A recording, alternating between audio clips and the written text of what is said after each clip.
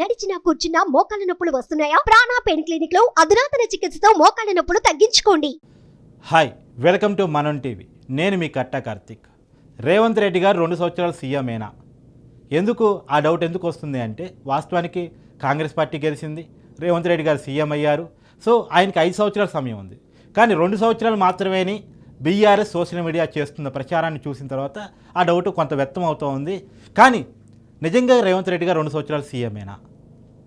ఈ ప్రశ్నకు సమాధానం వాస్తవంగా ఏంటంటే, వాళ్ళు చేస్తున్న ప్రచారం ఏంటి అన్నప్పుడు, మల్లుబట్టి విక్రమార్క గారు క్యాస్ట్ ప్యాటర్న్లో, లేదా సీనియారిటీ ప్యాటర్న్లో ఉత్తమ్ కుమార్ రెడ్డి గారు, లేదా కోమరెడ్డి వెంకరెడ్డి గారు 2 సంవత్సరాల తర్వాత సీఎం అయిపోతారు.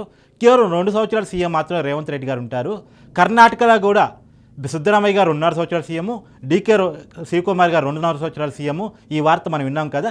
తెలంగాణలో కూడా అదే జరగబోతుందని చెప్పేసి ఒక ప్రచారాన్ని బీఆర్ఎస్ మొదలుపెట్టింది. మరి నిజంగా రేవంత్ రెడ్డి గారు 2 సంవత్సరాలు సీఎంగానే ఉంటారా? వాస్తవంగా ఈ వార్తను ఒకసారి విశ్లేషించే ప్రయత్నం చేద్దాం. ఈ వార్తని విశ్లేషించే ముందు ఒక నేపథ్యాన్ని మనం చూడాలి. రేవంత్ రెడ్డి గారిని సీఎం చేసే నేపథ్యాన్ని మనం చూడాలి.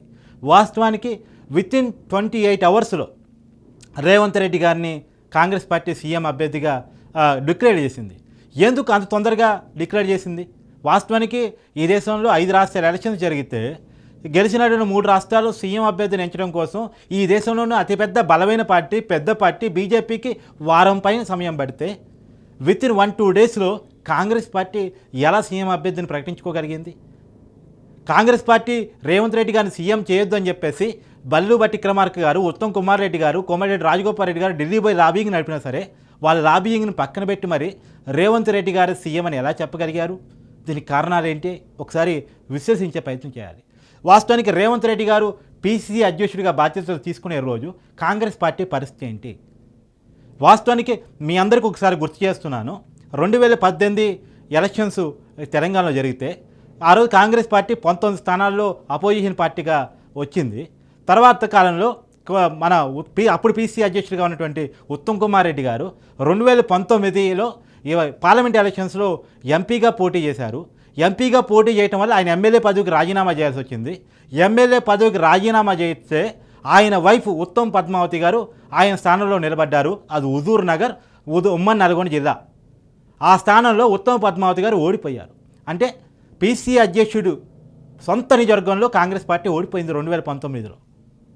సో అక్కడి నుంచి ఓటములు మొదలు పెడితే తర్వాత తెలంగాణలో జరిగిన అన్ని బై ఎలక్షన్స్లో అదే ఉమ్మడి నల్గొండ జిల్లాలో నాగార్జున సాగర్లో సీనియర్ నాయకుడు జానారెడ్డి గారు ఓడిపోయారు.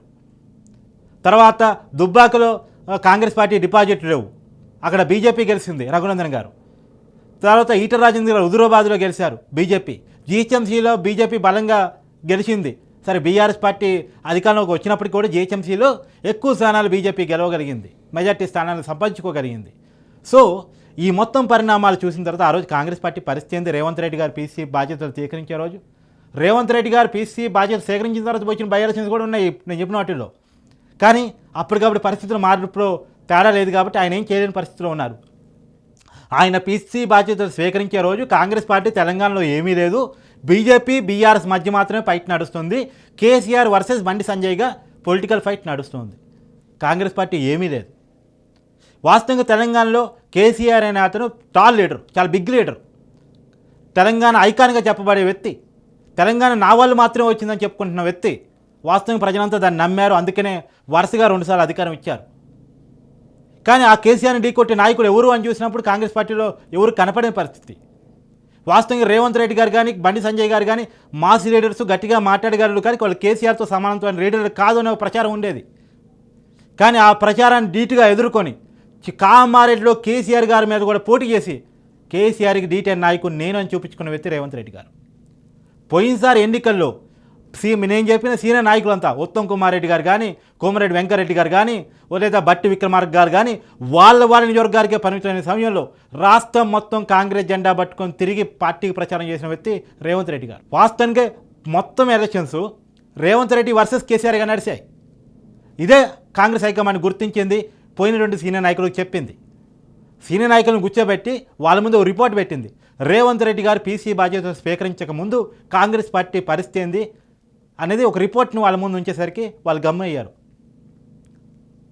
వాళ్ళు మళ్ళీ హైదరాబాద్ వచ్చి రేవంత్ రెడ్డి గారికి సపోర్ట్ ఇచ్చారు. అది చాలా తొందరగా కాంగ్రెస్ కల్చర్ కంటే భిన్నంగా విత్ ఇన్ 1-2 డేస్లో సీఎం చేసేసింది కాంగ్రెస్ పార్టీ. రేవంత్ రెడ్డి గారి సీఎం అని చెప్పేసింది.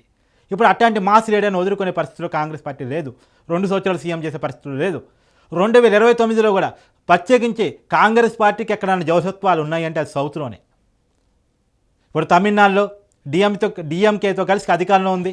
కేరళలో కమ్యూనిస్టుని కాకపోతే కాంగ్రెసే. కర్ణాటకలో కాంగ్రెస్ పార్టీ ఇప్పుడు అధికారంలో ఉంది. లేదు రేపు ఓడిపోయిన ప్రతిపక్షం ఉంటుంది, చాలా బలమైన పార్టీగా అక్కడ ఉంది.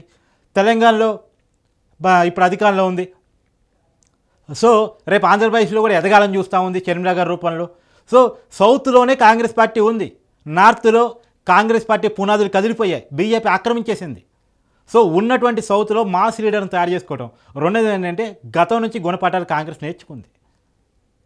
యంగ్ అండ్ డైనమిక్ లీడర్స్ని పక్కన పెట్టి చేసిన తప్పుల్ని ఇప్పుడు జ్యోతిరాజ్ సింధియాని ఎలా వదులుకుంది. సచిన్ పైలట్ విషయంలో కాంగ్రెస్ పార్టీ చేసిన నిర్లక్ష్యానికి రాజస్థాన్ ఓటమి ఒక సమాధానం. సో వీటి నుంచి కాంగ్రెస్ పార్టీ గుణపాఠాలు నేర్చుకుంది. సో ఇటువంటి సమయంలో ఇప్పుడు అందులో వాళ్ళకి సీనియర్ నాయకులకి కాంగ్రెస్ పార్టీ క్లియర్గా చెప్పింది. ఇప్పుడు కనీసం తెలంగాణ నుంచి తక్కువ 10 స్థానాలని కాంగ్రెస్ పార్టీ ఎక్స్పెక్ట్ చేస్తుంది. సాక్షాత్తు సోనియా గాంధీ గారు వచ్చి ఖమ్మంలో పోటీ చేయబోతున్నారు. సో ఈ టైంలో కాంగ్రెస్ పార్టీ 2 సంవత్సరాల సీఎంగా రేవంత్ రెడ్డి గారు ఉంచడానికి సిద్ధంగా లేదు. ఈసారి కనీసం 10 స్థానాలని తెలంగాణలో గెలిపించగల దమ్ము రేవంత్ రెడ్డి గారు కాంగ్రెస్ పార్టీ చూస్తుంది. వాస్తవానికి రేవంత్ రెడ్డి గారు కూడా ఇది అగ్నిపరీక్షే. సో ఇచ్చినటువంటి హామీని 6 గ్యారెంటీలు నిలబెట్టుకోవటం, కాంగ్రెస్ పార్టీని సస్టైన్ చేయటం. ఎందుకంటే ఇంకోటి కాంగ్రెస్ పార్టీ ఆలోచించిన ఇంకొక పాయింట్, కాంగ్రెస్ పార్టీకి ఏమి 70, 80 రాలే, 64 స్థానాలు వచ్చాయి. ఒక 5-6 స్థానాలు అటు ఇటు అయితే కాంగ్రెస్ పార్టీ గవర్నమెంటే కొలాప్స్ అవుతుంది. సో ఈ 64 స్థానాలు ఎవరు కాపాడుకోగలరని చూసుకున్నప్పుడు రేవంత్ రెడ్డి గారే వాళ్ళకి ఆప్షనల్గా కనపడుతున్నారు. కాంగ్రెస్ పార్టీ కనుక ఒక రాంగ్ డెసిషన్ తీసుకుంటే కాంగ్రెస్ పార్టీ గవర్నమెంట్ కోల్పోయే పరిస్థితి ఉంటుంది. ఈ 5 సంవత్సరాలు కాంగ్రెస్ పార్టీ గవర్నమెంట్ నడిపించుకోవడం అనేది కత్తి మీద సాము. అవతల చాలా టగ్ ఆఫ్ వార్ లీడర్ ఉన్నాడు కేసీఆర్, మాయాన మాంత్రికుడు, ఏమైనా చేయగలరు. కాకపోతే ఇప్పుడు బీఆర్ఎస్ పెద్ద భయాందోళన ఉంది.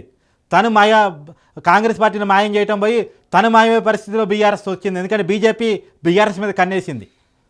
ఎందుకు బీజేపీ బీఆర్ఎస్ మీద కన్నేసిందంటే బీజేపీ ఎత్తుగడలు ఎట్టుంటాయంటే వాళ్ళు ప్రాంతీయ పార్టీలు బతకొద్దు. ఫస్ట్ ప్రాంతీయ పార్టీలు ఉండొద్దు. ప్రాంతీయ పార్టీలు తినేయగలిగితే జాతీయ పార్టీల మధ్య జరిగే పోటీలో కాంగ్రెస్ని తను ఈజీగా కొలాప్స్ చేయగలదు, తన అధికారంలో రాగలదని బీజేపీ నమ్ముతుంది.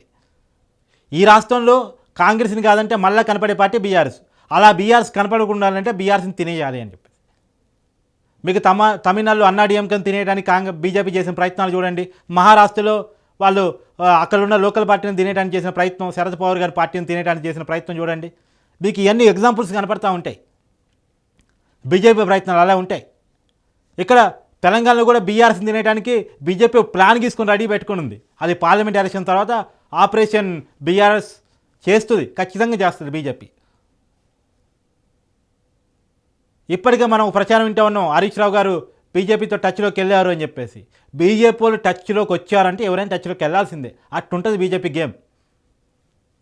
ఈ దేశంలో బీజేపీ గేమ్ అలా ఉంటుంది కాబట్టి నితీష్ కుమార్ గారు బీజేపీకి పక్కకు దొరికి కాంగ్రెస్ పార్టీతో కలిసి గవర్నమెంట్ ఏర్పాటు చేశారు బీహార్లో. వాస్తవానికి ఆయన కాంగ్రెస్తో కలిసిన ముఖ్యమంత్రి, బీజేపీతో కలిసిన ముఖ్యమంత్రిగా ఉన్న వ్యక్తే బీజేపీని వదులుకొని వచ్చి మళ్ళీ కాంగ్రెస్ ఆర్జేడీతో కలిసి మళ్ళీ ముఖ్యమంత్రి అయ్యారు. ఎందుకంటే బీజేపీ గేమ్ ప్లాన్ ఆయన అర్థం చేసుకున్నారు. ఆయన పార్టీని తినేయడానికి వాళ్ళు చేసుకున్న ప్లాన్ ఆయన గమనించేసి ఆ పార్టీతో దూరంగా జరిగి కాంగ్రెస్ పార్టీతో కలిశారు. బీజేపీ గేమ్ ప్లాన్స్ ఈ దేశంలో అలా ఉంటాయి. సో తప్ప ఉప్ప ఇప్పుడు నడుస్తున్న పాలిటిక్స్ మరి ఏం చేద్దాం? ఇక్కడ తప్పప్పులు పట్టుకునే పరిస్థితి లేదు. నడుస్తున్న పాలిటిక్స్ అట్టు ఉన్నాయి. దానికి కాంగ్రెస్ కూడా గతంలో భిన్నమేం కాదు. కానీ అసలు చెప్తున్న విషయం, ఈ బీజేపీ చాలా డేంజర్ గేమ్ ఆడుతుంది. సో ఇది ఇరానీ టైంలో రేవంత్ రెడ్డి గారిని 2 సంవత్సరాలు సీఎంగా ఉంచకపోవచ్చు అనేటువంటిదే నేను అనుకుంటున్నాను. ఎందుకంటే ఆయన మాస్ లీడరు, పబ్లిక్ని కదిలించగలరు, ఎన్నికల బాధ్యత మొత్తం ఆయన చూశారు. 2029లో కూడా కాంగ్రెస్ సౌత్లో నిలబట్టడం, తెలంగాణలో నిలబట్టడం అంటే చాలా ఇంపార్టెంట్. కాబట్టి ఖచ్చితంగా రేవంత్ రెడ్డి గారినే 5 సంవత్సరాల సీఎంగా కొనసాగించే అవకాశం ఉంది. వాస్తవానికి చాలా లెక్కలు ఆలోచించిన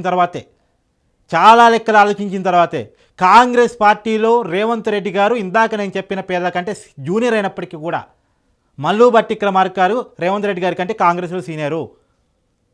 ఉత్తమ్ కుమార్ రెడ్డి గారు రేవంత్ రెడ్డి గారి కంటే సీనియర్ కాంగ్రెస్ పార్టీలో, ఆయన కంటే ముందు పీసీసీ అధ్యక్షుడిగా ఉన్న వ్యక్తి. తర్వాత కోమారెడ్డి వెంకరెడ్డి గారు సీనియర్ కాంగ్రెస్ పార్టీలో. అయినప్పటికీ కూడా రేవంత్ రెడ్డి గారిని సీఎం చేయడంలో Congress party long run plan ఉంది. సౌత్లో ఉన్న పునాదులు కదలకూడదు, కాంగ్రెస్ పార్టీకి ఉన్న బలమైన పునాదులు అలా ఉంచాలి. మాస్ను కదిలించగలిగిన వాళ్ళు మొత్తం జనాల్లోకి మాస్గా వెళ్ళగలిగినటువంటి లీడర్ని అక్కడ పెట్టాలని చెప్పేసి రేవంత్ రెడ్డి గారు పెట్టింది. సో కాంగ్రెస్ పార్టీ సస్టైనబుల్గా 5 సంవత్సరాల గవర్నమెంట్ నడిపించాలన్నా, మళ్ళీ రాబోయే ఎలక్షన్స్లో కాంగ్రెస్ పార్టీ తన ప్రభావం చూపాలన్నా రేవంత్ రెడ్డి మంచి లీడర్ అని చెప్పేసి కాంగ్రెస్ పార్టీ అధిష్టానం నమ్ముతుంది. కాబట్టి రేవంత్ రెడ్డి గారిని 5 సంవత్సరాలు సీఎంగా కొనసాగించే అవకాశమే ఉంది. సోషల్ మీడియాలో వస్తున్నటువంటి ప్రచారాన్ని నమ్మొద్దు. వాస్తవానికి ఇప్పటికీ అవకాశాలు కనపట్లేదు. కాకపోతే ఏంటంటే కాంగ్రెస్లో గతంలో ఉన్న కల్చర్ ఏంటంటే సీఎంని మార్చే కల్చర్ ఉండేది నిజమే, కానీ ఆ కల్చర్ ఇవాళ కాంగ్రెస్లో లేదు, రివర్స్లో బీజేపీలో ఉంది. వాస్తవానికి కర్ణాటకలో సీఎంను మార్చిన తర్వాతే బీజేపీకి మైనస్ అయింది, కాంగ్రెస్ గెలవడానికి స్కోప్ ఇచ్చింది. గుజరాత్లో కూడా సీఎంలను మార్చారు, కాకపోతే గుజరాత్లో బీజేపీ చాలా బలంగా ఉంది కాబట్టి ఆ పార్టీకి ఏమీ కాలేదు. నేను చెప్పేది ఏంటంటే ఈ కల్చర్ ఇప్పుడు కాంగ్రెస్ కంటే కూడా బీజేపీలో తయారైంది. రాజస్థాన్లో 5 సంవత్సరాలు ఒకే సీఎం ఉన్నారు. సో కర్ణాటకలో ప్రత్యేకమైన పరిస్థితులు ఉన్నారు అని చెప్పేసి ఒక హామీ జరిగినట్టు తెలుస్తుంది. కానీ అది కూడా బయటకు అఫీషియల్గా ఇంతవరకు డీకే గారు చెప్పలేదు, సిద్ధరామయ్య గారు చెప్పలేదు, కాంగ్రెస్ హైకమాండ్ చెప్పలేదు. కాకపోతే ఒక వార్త అయితే ఉంది 2.5 సంవత్సరాలని. అది కర్ణాటక మాత్రమే పరిమితం, అన్ని రాష్ట్రాల్లో కాంగ్రెస్ ఫార్ములా అది కాదు. ఖచ్చితంగా నాకు తెలిసి అయితే నా అంచనా మేరకు, నా ఎనాలిసిస్ మేరకు, నాకు అర్థమైనటువంటి థియరీ మేరకు ఖచ్చితంగా రేవంత్ రెడ్డి గారు 5 సంవత్సరాలు సీఎంగా ఉంటారు. Thank you.